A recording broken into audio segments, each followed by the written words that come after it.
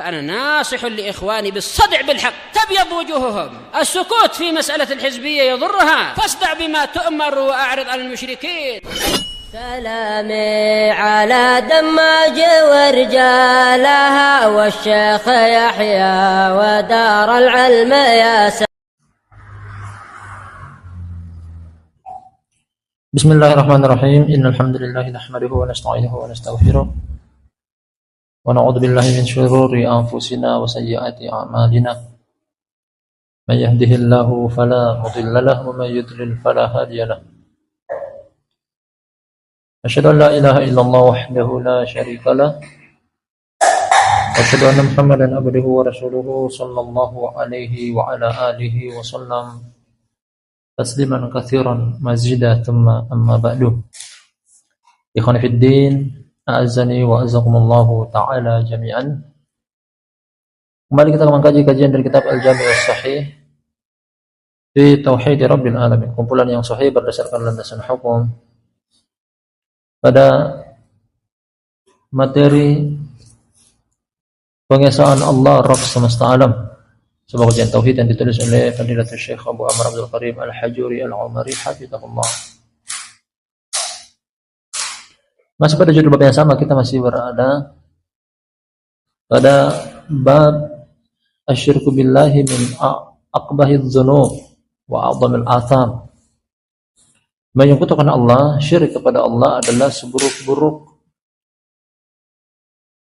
kejelekan serta kesalahan yang paling besar, dan kita masih akan membaca sekitar 5 hadis terakhir sebagai penutup dalam judul bab ini.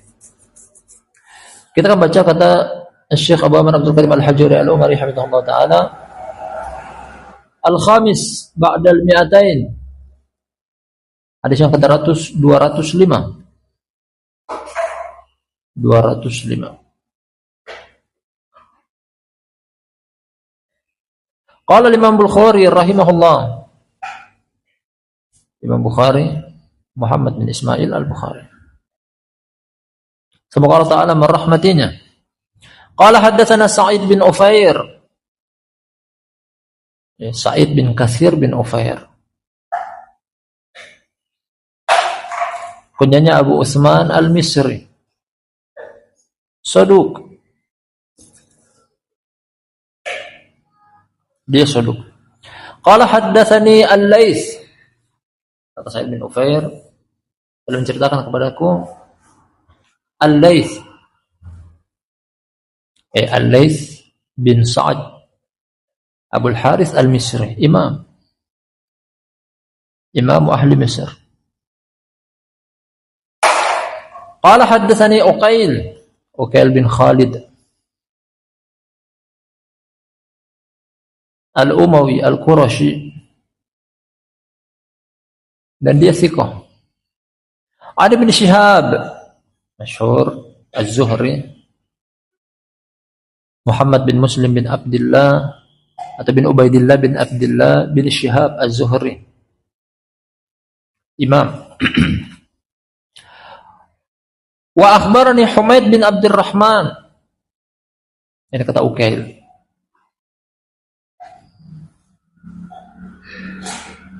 Anna Abu Hurairah radhiyallahu anhu qala. Abu Hurairah menceritakan kepada Humaid bin Abdurrahman, juga dari Ibn Shihab. Kata Abu Hurairah, ba'athani Abu Bakrin fi tilkal hajjah fi mu'adhdhinina. Ba'athahum yawman nahri yu'adhdhinuna bimina. Alla yahujja ba'dal 'ami musyrikun wa la yatuf bil baiti uryan. Kata Abu Hurairah, Abu Bakar pernah mengutusku pada haji tersebut. Ini ketika turun kewajiban haji dari Allah Subhanahu wa taala dari ayat surat Ali Imran, walillahi 'alan nasi hajjul baiti man istata'a ilaihi sabila.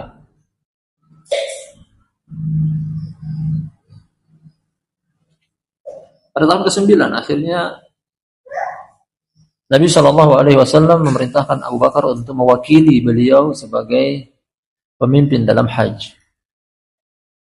perwakilan. dalam haji pada tahun ke-9.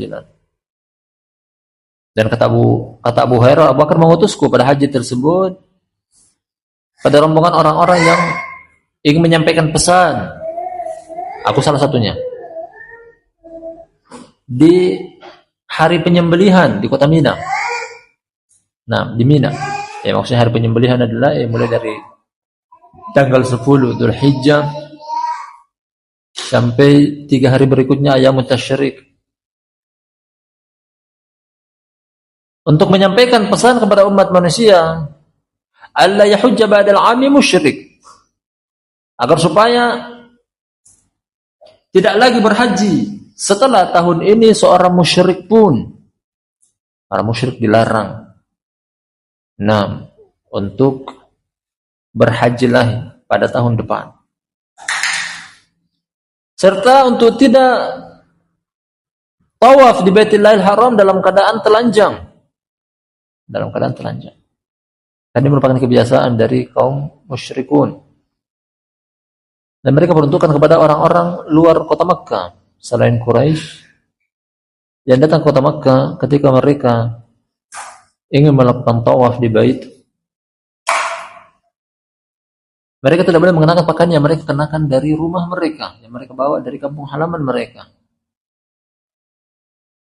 Kecuali dipinjamkan oleh penduduk kota Makkah. Kalau mereka mendapati pinjaman pakaian dari penduduk kota Makkah, milik penduduk kota Makkah, baru untuk mereka tawaf dengan pakaian tersebut. Kalau tidak dipinjami, berarti mereka tidak boleh mengenakan pakaian yang datang dari kampung halaman mereka. Memaksakan diri untuk tetap tawaf, kalau begitu dalam keadaan telanjang.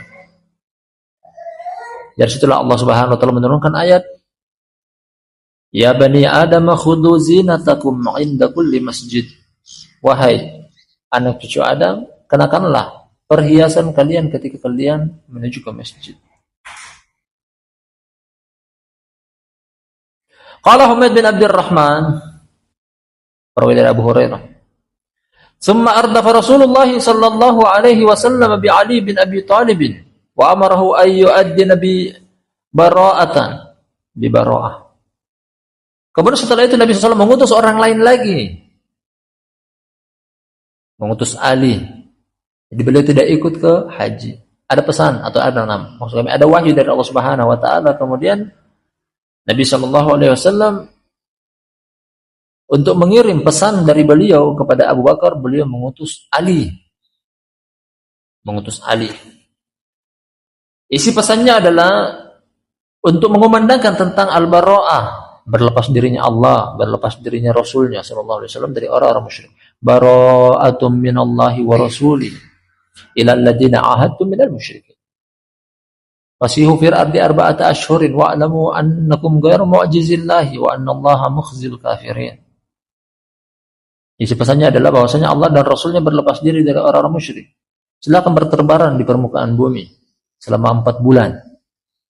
Hanya diberikan waktu 4 bulan. Kalian masih boleh untuk melakukan amalan selain agama Islam. Setelah itu tentukan.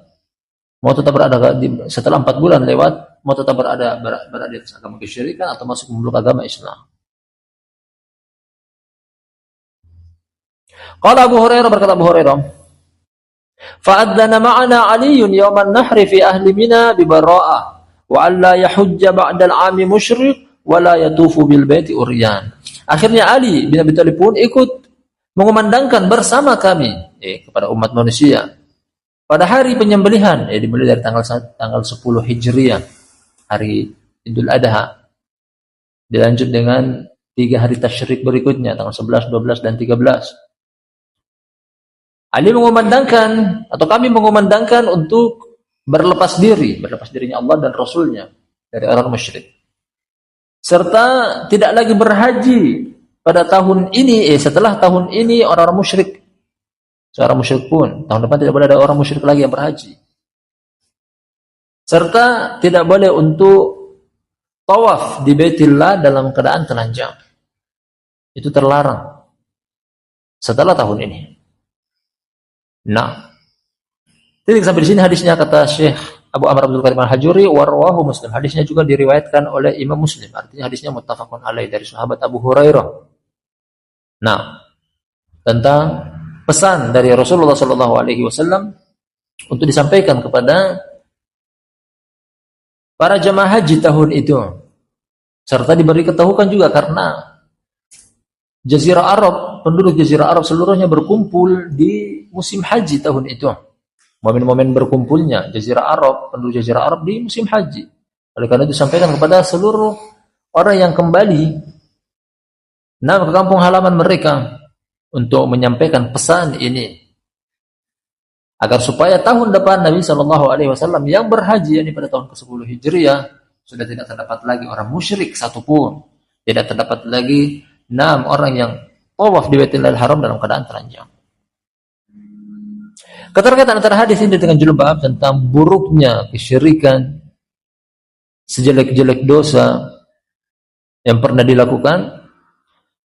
Di sini disebutkan bahwasanya orang musyrik terlarang untuk menginjak Baitullahil Haram, terlarang untuk melakukan ibadah haji lagi di Baitullahil Haram setelah tahun ini.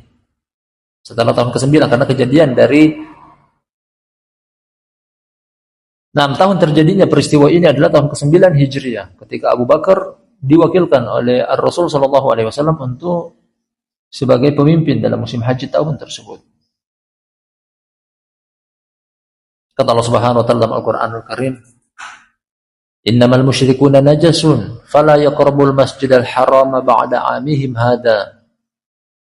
Sesungguhnya orang-orang musyrik adalah najis dari sisi keyakinan mereka, akidah mereka.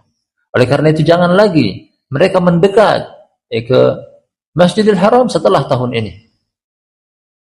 Dengan ayat tersebut, wahyu dari Allah Subhanahu wa taala, kemudian Nabi sallallahu alaihi wasallam ingin sampaikan kepada umat manusia di momen haji yang diwakilkan kepada Abu Bakar dan beberapa 6 orang yang diutus kepadanya. Buruknya kesyirikan, terlarang bagi orang musyrik untuk berhaji ke Baitullahil Haram setelah tahun ini. Baik, kita baca berikutnya 4 hadis terakhir dalam judul bab ini. Kata Syekh Abu Amr Abdul Karim Al-Hajuri Al-Umari hafizahullah taala, As-sadis ba'dal mi'atain, hadis yang ke-206.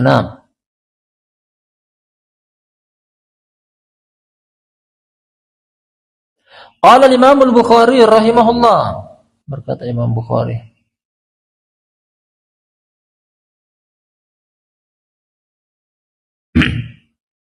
Muhammad bin Ismail.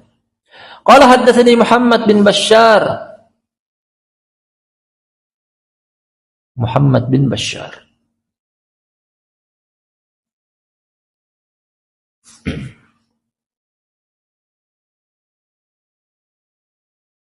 Qala haddatsana Gundar, sama-sama Muhammad.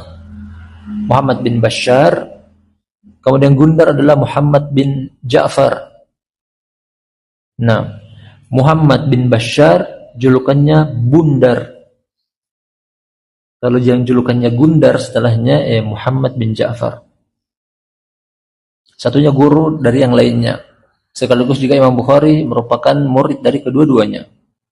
Terkadang Imam Bukhari meriwayatkan langsung dari Muhammad bin Ja'far yang dijulukan yang Gundar, dan terkadang juga Imam Bukhari seperti di sanad ini meriwayatkan langsung dari Muhammad bin Bashar. Dan dua-duanya thiqah. Nah, kedua-duanya adalah thiqah. Qala haddatsana Syu'bah bin Al-Hajjaj Abu Bustam Amirul Mu'minin fil hadits. An Abi Imran Al-Jawni. Kunyanya Abu Imran, namanya adalah Abdul Malik bin Habib Al-Azdi, masyhur dengan kunya. Dan thiqah. Qala sami'tu Anas bin Malik radhiyallahu anhu ani Nabi sallallahu alaihi wasallam qala. Hadisnya Anas nanti akan datang selain diriwayatkan oleh Imam Bukhari, dan ini sanadnya juga diriwayatkan oleh Imam Muslim, artinya hadisnya muttafaqun alaih.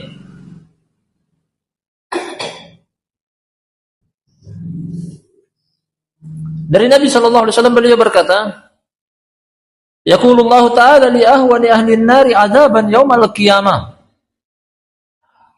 Allah Ta'ala akan katakan kepada penduduk neraka yang paling ringan siksaannya pada hari kiamat. Ya, perbincangan antara Allah dengan penduduk neraka. Dan keterangan tambahan dari Nabi SAW bahwasanya penduduk neraka tersebut adalah orang yang paling ringan siksaannya. Kata Allah kepada dia, "Lau anna laka ma fil ardi min syai'in akunta taftadi bihi." Kata Allah kepada orang tersebut, seandainya engkau memiliki sedikit saja dari permukaan bumi, apakah engkau akan menebus itu? Memberikan janji, menebus, memberikan itu kepadaku agar engkau selamat. Fayaqulu na'am, orang tersebut memberikan jawaban, iya. Demi untuk selamat aku akan menebus itu, ya aku akan memberikan. Apa yang aku punya, apa yang aku miliki dari perbendaharaan bumi agar supaya menebus diriku. Iya, kata dia. Fayaqulu aradtu minka ahwana min hada wa anta fi sulbi Adam alla tusyrika bihi syai'an fa ataita illa an tusyrika bihi. Kata Allah Subhanahu wa taala memberikan sanggahan kepada dia, aku telah menginginkan dari engkau sesuatu yang lebih ringan daripada itu, dan engkau masih dalam tulang sulbi Nabi Adam.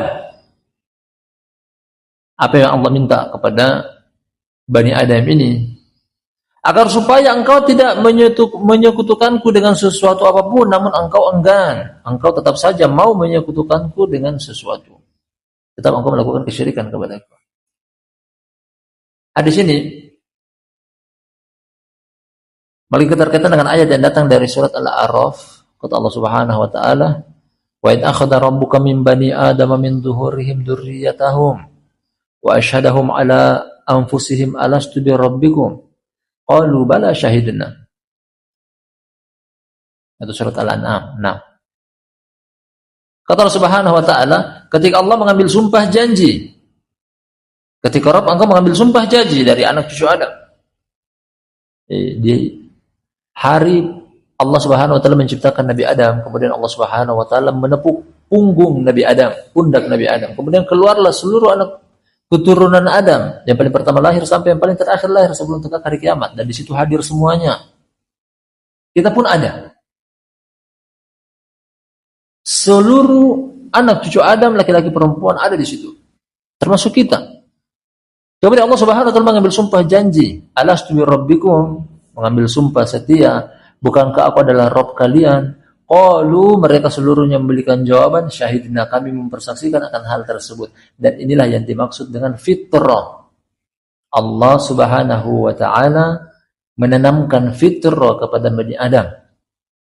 Bahkan sebelum dia diciptakan, sebelum dia keluar dari rahim ibunya, ini Allah menepuk seluruhnya keluar, kemudian dikembalikan lagi ke asal muasalnya, yakni Nabi Adam. Apa yang Allah ambil dalam sumpah janji dari kita? Untuk tidak menyekutukannya dengan sesuatu apapun. Sumpah janji setia yang ringan. Nah, cuma itu yang Allah minta dari kita. Jangan melakukan kesyirikan ketika itu. Namun orang ini, dari orang yang paling rendah siksaannya di dalam neraka pada hari kiamat, Allah minta, kalau engkau punya sesuatu dari perbendaharaan dunia, apakah engkau mau memberikan itu agar menebus diri engkau? Nah, dan ternyata lebih ringan daripada itu adalah cuma satu yang engkau jangan lakukan, kesyirikan. Ternyata masih tetap melakukan kesyirikan, waliyadzubillah. Dari hadis ini barakallahu fikum jami'an, keterkaitan dengan judul bab tentang buruknya kesyirikan, sekaligus menerangkan bahwasanya kesyirikan adalah sebenarnya dosa yang mudah untuk dihindari. Lebih ringan. Bahkan lebih ringan kata Allah Subhanahu wa taala berdasarkan hadis ini, hadis qudsi. Nah, hadis qudsi menerangkan bahwasanya perbendaharaan dunia mungkin sulit untuk didapati. Namun seandainya seseorang punya perbendaharaan dunia yang jumlahnya sedikit, masih lebih sepele perkara kesyirikan yang dia harus tinggalkan. Tinggalkan kesyirikan sangat gampang, mudah. Nah, berbeda dengan melakukan tauhid, dan di situ lebih berat dari sisi karena kata Allah Subhanahu wa taala mengikat seluruh perintah dengan al-istita'ah. Ma nahaitukum anhu fajtanibu wa ma amartukum bihi fa'tu minhu mastata'tum. Apa yang aku cegah bagi kalian maka tinggalkanlah, dan apa yang aku perintahkan kalian lakukanlah semampu kalian. Dalam perintah Nabi SAW diikat dengan kemampuan, bahwasanya tidak setiap orang mampu untuk melakukan ketaatan, namun meninggalkan dosa sangat mudah. Jangan lakukan dosa, dan itu sangat mudah. Tinggal tidak mendekati dosa tersebut, jangan melakukan dosa tersebut, hanya berdiam diri saja untuk tidak mendekati dari dosa tersebut. Itu sangat mudah, dan itu merupakan sumpah janji setia yang Allah minta dari setiap kita. Makanya kalau ada orang yang masih melakukan kesyirikan, orang tersebut melakukan dosa yang paling buruk. Dari sisi itu adalah pekerjaan yang paling mudah, pekerjaan yang paling gampang untuk ditinggalkan, tidak melakukan kesyirikan. Namun bagi siapa yang Allah Subhanahu wa taala mudahkan, paling mudah untuk dilakukan, namun ternyata banyak orang yang terjerumus ke dalamnya. Wallahul musta'an. Buruknya kesyirikan. Rawahu Muslim, hadisnya riwayat Imam Bukhari dan Imam Muslim dari sahabat Abu Hurairah. Atau maksud kami dari hadis sahabat Anas, yang sebelumnya Abu Hurairah, yang kedua ini Anas. Kita baca lagi hadis yang berikutnya. Kata Syekh Abu Amr Abdul Karim Al-Hajuri Al-Umari hafizahullah taala, as-sabi ba'da mi'atain. Nah, as-sabi ba'da mi'atain.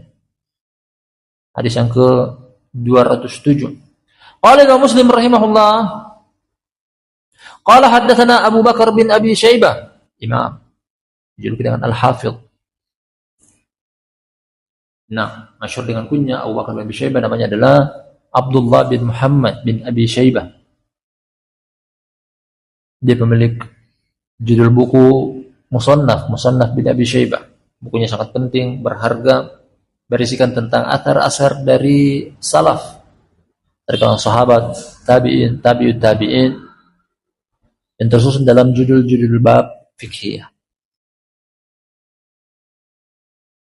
Wa Abu Quraib Muhammad bin Al-Ala Al-Hadrami Al-Hamdani, masyhur dengan kunya, guru dari Imam Muslim. Wa lafdhu li Abi Quraib, lafadznya milik Abu Quraib. Jadi Imam Muslim meriwayatkan hadis ini dari dua jalur, Ibnu Abi Syaibah dan Abu Quraib. Namun Imam Muslim membawakan lafadz milik Imam Abu Quraib.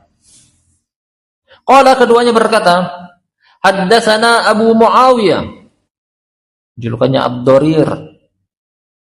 Nah, Ad-Darir, masyhur dengan kunya wa ila, namanya adalah Muhammad bin Khazim At-Tamimi. Anil Amash, Sulaiman bin Mihran, imam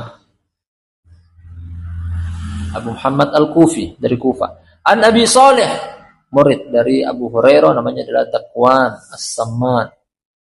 Samman adalah profesi yang dia geluti, nah, mengubah lemak haiwani menjadi minyak lalu dia jual. Dakwan As-Samman. An Abi Hurairah radhiyallahu anhu, dari Abu Hurairah, semoga Allah taala meridhoinya. Qala, kata dia, qala Rasulullah sallallahu alaihi wasallam, berkata Rasulullah sallallahu alaihi wasallam, likulli nabiyyin da'watun mustajabah, fata'ajjala kullu nabiyyin da'watahu, wa inni ikhtaba'tu da'wati syafa'atan li ummati yaumal qiyamah, fahiya na'ilatun insyaallah man mata min ummati la yusyriku billahi syai'an.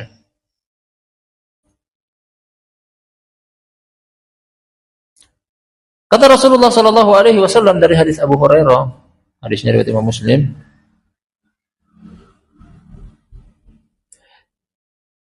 setiap nabi memiliki doa yang terkabulkan.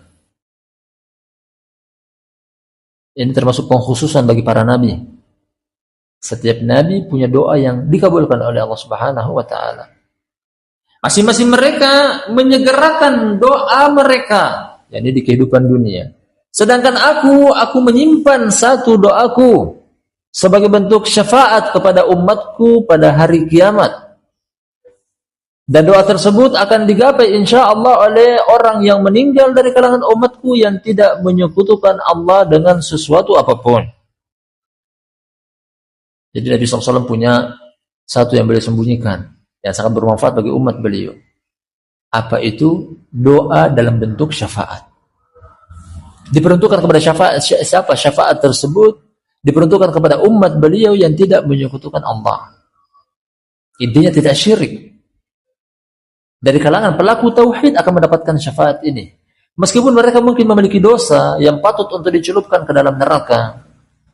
Meskipun mereka memiliki dosa yang patut untuk dicelupkan ke dalam neraka, selama dosa itu bukan dosa syirik, selama dia adalah pelaku tauhid, syafaat ini akan sampai kepada dia.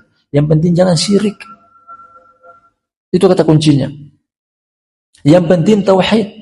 Dosa yang lainnya berdasarkan hadis ini akan mendapatkan syafaat dari Nabi sallallahu alaihi wasallam. Sekaligus keterkaitan antara hadis ini dengan judul bab, barakallahu fikum jami'an, bahwasanya orang yang melakukan kesyirikan dari umat manapun termasuk umat ini, yakni umat Nabi sallallahu alaihi wasallam, tidak akan menggapai syafaat yang simpan, yang diakhirkan oleh Rasulullah sallallahu alaihi wasallam sebagai bentuk syafaat dari beliau. Pelaku kesyirikan tidak akan mendapatkan syafaat ini, dan itu termasuk keburukan, kejelekan yang ditimbulkan oleh kesyirikan. Waliyad billah.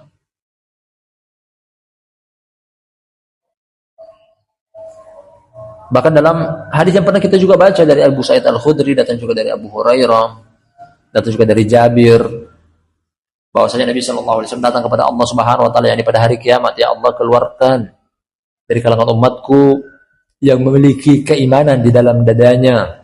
Allah Subhanahu wa taala keluarkan. Nabi SAW meminta lagi kedua kalinya, ya Allah, keluarkan dari kalangan umatku yang masih masuk ke dalam neraka yang memiliki keimanan meskipun sebesar biji dzarrah. Allah keluarkan. Nabi SAW meminta lagi berikutnya, ya Allah, keluarkan dari kalangan umatku yang masih ada di dalam neraka yang terdapat keimanan lebih kecil daripada biji dzarrah. Allah keluarkan. Itu semuanya apa? Diperuntukkan kepada para pelaku tauhid yang tidak menyekutukan Allah dengan sesuatu apapun. Karena dosa kesyirikan, ketika seseorang meninggal dunia dalam keadaan dia masih melakukan kesyirikan, terhalangi untuk keluar dari neraka. Karena orang yang meninggal dengan mengamalkan dosa kesyirikan adalah termasuk sebab dia akan kekal di neraka. Innal ladzina kafaru min ahli kitab wal musyrikin fi nari jahannam khalidina fiha ulaika hum syarrul bariyah. Wa may yusyrik billah faqad habita amaluhu wa huwa fil akhirati minal khasirin.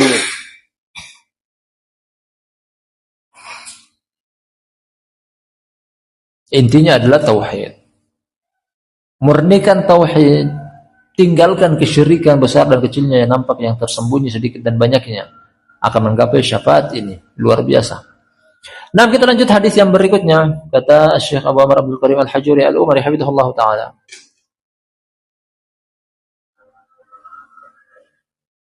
As-samin ba'dal mi'atain, hadis yang ke-208. Qala Imam Muslim rahimahullah, berkata Imam Muslim semoga Allah taala merahmatinya. Qala haddatsana Zuhair bin Harb, kunyanya Abu Khaisamah Al-Harashi. Al-Baghdadi. Dia punya judul buku, judulnya Kitabul Ilmi. Milik Imam Abi Al-Khaisamah, Abi Khaisamah Zuhair bin Harb. Qala haddatsana Jarir bin Abdul Hamid. Jarir bin Abdul Hamid Ad-Dabbi. An Suhail bin Abi Saleh. Abi Saleh namanya Dakwan, yang tadi kita lewati di hadis yang pertama. Hadis yang sebelumnya maksud kami, murid dari Abu Hurairah. Namanya Dakwan, kunyanya Abu Saleh, dan ini putranya. Namanya Suhail bin Abi Saleh. Suhail bin Dakwan As-Samman. An abihi, dari bapaknya, yakni Abu Saleh, murid dari Abu Hurairah. An Abi Hurairah radhiyallahu anhu, dari Abu Hurairah, semoga Allah taala meridainya. Masya Allah, seorang anak meriwayatkan hadis dari bapaknya, keluarga yang berbarokah, satu keluarga ahlul hadis. Dari Abu Hurairah radhiyallahu anhu, dia berkata, qala Rasulullah sallallahu alaihi wasallam, berkata Rasulullah sallallahu alaihi wasallam, Innallaha yardha lakum thalathan wa yakrahu lakum thalatha. Sesungguhnya Allah meridhai bagi kalian 3 perkara dan juga membenci bagi kalian 3 perkara. Apa yang Allah ridhai lakukan, akan menggapai keridhaan Allah. Apa yang Allah benci tinggalkan, akan mengundang kemurkaan dan kemarahan Allah. Fayardha lakum an ta'buduhu wa la tusyriku bihi syai'a wa an ta'tasimu bihablillahi jami'an wa la tafarraqu. Allah ridha kepada kalian agar kalian menyembah Dia dan tidak menyekutukannya dengan sesuatu apapun, agar kalian berpegang teguh dengan tali Allah seluruhnya dan jangan bercerai-berai. Itu yang Allah ridhai. Tauhid yang Allah ridhai, bersatu, bersaudara. Berpecah belah Allah benci. Berpecah belah Allah tidak suka. Siapa yang berpecah belah dari saudaranya akan mengundang kemurkaan Allah. Allah tidak ridhai perbuatan tersebut. Kalau Allah tidak ridhai, berarti perbuatan tersebut adalah perbuatan yang mendatangkan dosa. Wa yakrahu lakum, dan Allah membenci bagi kalian qila wa qal wa kathratis su'al wa idha'atil mal. Yang Allah benci adalah katanya dan katanya. Menyebar berita belum pasti sudah disebar. Katanya begini, katanya begitu. Qila wa qal. Katanya begini, katanya begitu. Siapa yang mengatakannya? Diusut-usut, tidak tahu. Ternyata cuma asumsi, kesimpulan dari sebagian orang. Itu Allah benci. Wa kathratis soal, banyaknya pertanyaan, terlalu banyak pertanyaan yang tidak kembali kepada keuntungan agama mereka.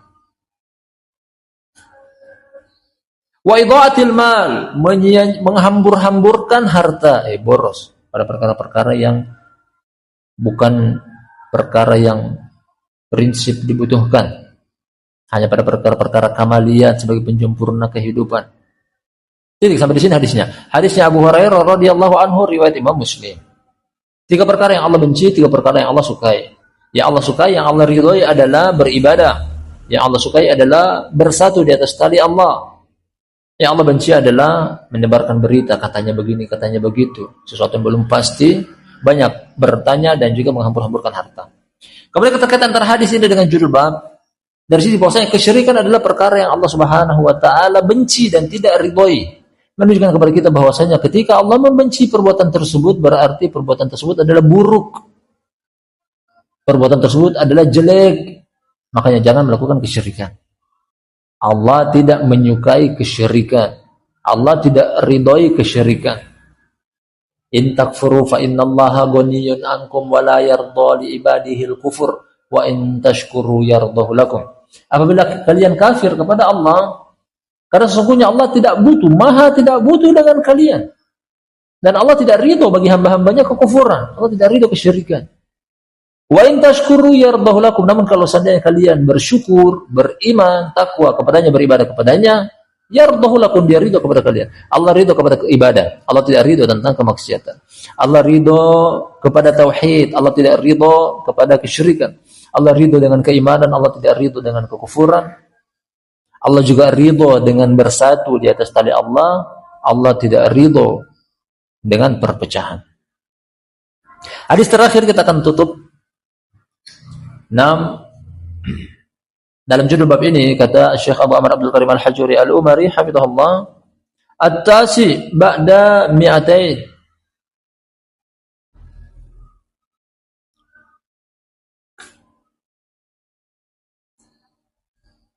Hadis yang ke-209, qala Imam Al-Bukhari rahimahullah, berkata Imam Bukhari, Muhammad bin Ismail, qala haddatsana Muhammad bin Muqatil Al-Marwazi, kunyanya Abul Hasan Al-Kisai, dan dia thiqah. Qala akhbarana Nadar bin Shumail Al-Mazini, thiqah.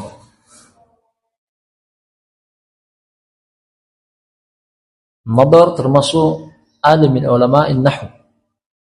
Nah, dia termasuk alim ulama dari ilmu nahwu, dari Basra.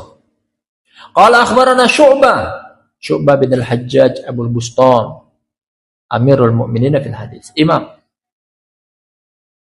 Qala haddatsana Firas. Haddatsana Firas.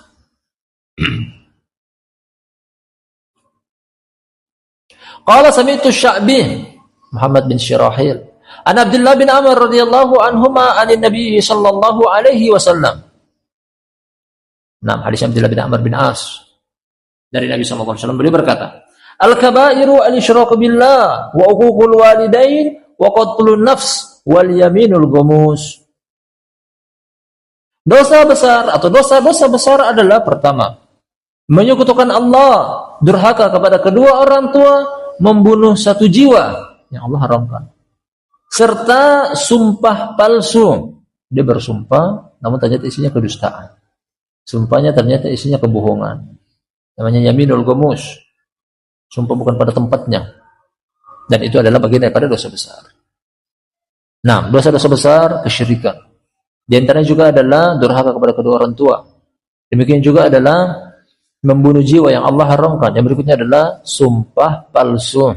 Sumpah mengatasnamakan Allah, namun ternyata dia dusta, dia bohong, mengarang-arang cerita, dan semisalnya. Titik sampai di sini hadisnya. Hadis Abdullah bin Amr bin As radhiyallahu anhu, riwayat Imam Bukhari. Keterangan antara hadis ini menyebutkan tentang jeleknya, buruknya kesyirikan, itu merupakan dosa besar pada urutan pertama.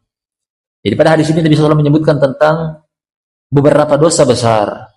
Kemudian beliau mengedepankan, memprioritas, menomorsatukan dosa kesyirikan, menunjukkan bahwasanya dosa besar yang paling besar adalah kesyirikan. Nah, adapun dosa-dosa yang lainnya seperti durhaka kepada kedua orang tua tidak menyebabkan sampai keluar dari agama. Membunuh jiwa, sumpah palsu, meskipun tidak sampai menyebabkan mengeluarkan dari agama, sedangkan dosa kesyirikan adalah membuat orang tersebut celaka dunia dan akhirat. Dihukumi kafir, seburuk-buruk orang, sekaligus adalah tempat mereka di dalam neraka dan kekal di dalamnya, wal iyad billah. Nah, barakallahu fikum jami'an. Dengan demikian berakhirnya judul bab ini. Artinya telah kita baca hadis yang terakhir tentang dosa besar, sekaligus berakhir juga judul bab ini. Jadi pertemuan pada hari ini kita telah membaca 5 hadis secara berturut-turut. Hadisnya Abu Hurairah tentang kisah haji.